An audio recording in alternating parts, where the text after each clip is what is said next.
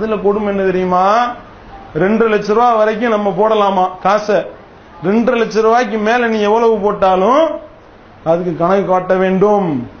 அப்படி நீ போடக்கூடியது 200% வரி விதிப்பு, பெனால்டி கட்டணும். எவ்வளவு உனக்கு அந்த இன்கம் டாக்ஸ் கட்டணுமோ அதையும் கட்டிட்டு மேற்கொண்டு 200% டபுள் மடங்கு பெனால்ட்டியும் போடுவானாம். நம்ம எவ்வளவு கட்டணுமோ அதுல இருந்து பெனால்ட்டியும்னா, இப்ப உதாரணத்துக்கு ஒருத்தன் 20 லட்சம் ரூபாய் போடுறான்னு வைங்க.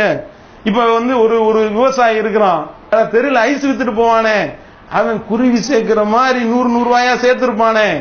அவன் 50 வயசு, அவனுக்கு 20 வயசுல உழைக்க ஆரம்பிச்சிருப்பான். 30 வருஷமா அவன் சிரமப்பட்டு அல்லோலப்பட்டு அடி வாங்கி மிதி வாங்கி வெயில்ல போய் திரிஞ்சு அவன் ஒரு 20 லட்சம் ரூபாய் சேர்த்து வச்சிருக்கான்னு வைங்க. அவன் வாழ்நாள் வசூல், அவன் வாழ்நாள் முழுவதும் அவன் சம்பாதிச்ச சொத்து அது.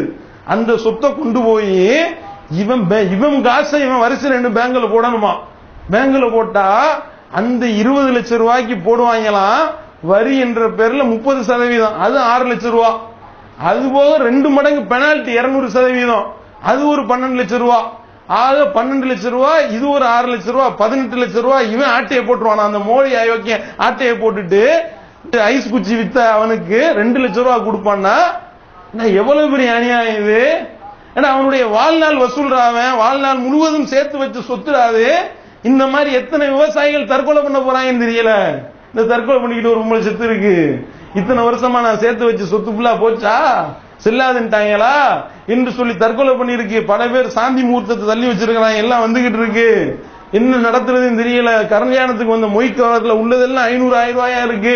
செல்லாதன் அறிவித்து விட்டான். இதை கொண்டு போய் நான் எதுல கணக்கு காட்டேன் என்று சொல்லி ஒருத்தன் ஃபர்ஸ்ட் நைட்டை ரத்து பண்ணிருக்கிறான். ஒரு மாப்பிள்ள செய்தி வருது. இந்த மாதிரி எத்தனை பேருடைய வயிற்றுல நீ அடிச்சிருக்கிற, எத்தனை பேருடைய வாழ்க்கையை நீ வீணாக்கி இருக்கின்றாய், கொஞ்சம் சிந்தனை பண்ணி பாருங்க. அப்ப இந்த மாதிரி இந்த அயோக்கியம் இப்படி பண்றதுக்கு வாழ்நாள் முழுவதும் அவன் வசூல் பண்ணி இருக்கிறான்.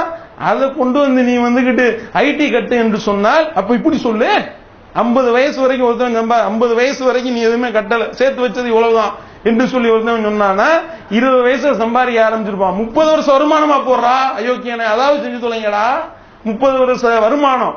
30 வருஷமா அவன் 20 லட்சம் ரூபாய் தான் சம்பாதிச்சிருக்கிறான்னா அவன் வருஷத்துக்கு எவ்வளவு சம்பாதிச்சிருப்பான்? 1 லட்சம் ரூபாய் அவன் சம்பாதிக்கலையடா. உன்னுடைய பார்வையில 30 வருஷம் சம்பாதிச்சா 30 லட்சம் ரூபாய் சம்பாதிச்சிருப்பானே. அப்படிப்பட்ட ஒரு கீழ்நிலையில் இருக்கக்கூடியவர்கள் எல்லாம் எல்லாத்தையும் மன உளைச்சலுக்கு ஆளாக்கி இப்படிப்பட்ட ஒரு கேடுகட்ட வேலையை இந்த மோடி என்ற அயோக்கியன் செய்திருக்கின்றான் என்றால் மக்களுடைய சிரமம் அவனுக்கு தெரியுதா? சிந்தனை பண்ணி பாருங்க. இவன் நாட்டு நலன் விரும்பக்கூடிய பிரதமரா இவன் கிடையாது. இவனுக்கு நாட்டு நலனுக்கு எந்த சம்பந்தமும் கிடையாதுங்க. மக்கள் எல்லாம் இவ்வளவு அல்லோலப்பட்டு நின்று கொண்டிருக்கின்றார்கள். போயிட்டான், ஜப்பானுக்கு போயிட்டான்.